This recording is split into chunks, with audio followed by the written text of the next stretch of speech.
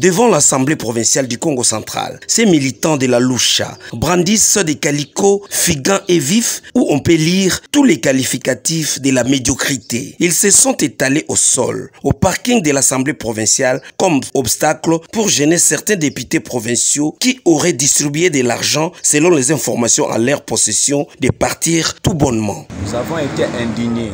Et ça, c'est le peuple du Congo central qui a été indigné par les votes des députés provinciaux à l'Assemblée provinciale. Ils ont choisi la voie de l'impunité.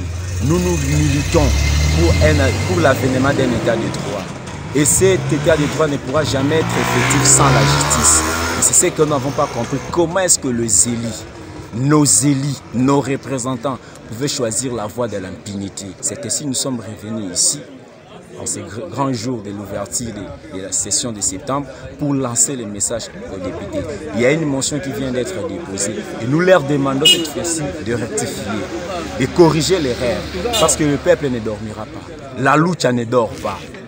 Donc nous, ce que nous voulons, cet état de droit pour lequel nous avons tant milité puisse être effectif. Nous ne pouvons pas accepter de telles choses. Et pourquoi M. Atou doit être protégé? Juste parce qu'il est gouverneur. L'immunité, c'est pour la stabilité des institutions, mais ce n'est pas pour jouer en faveur de l'impunité. C'est ceux qui n'ont pas compris. Nous pouvons commencer des sittings non-stop ici, dormir à l'Assemblée provinciale. Nous pouvons sacrifier nos vies. Nous attendons tous ces députés.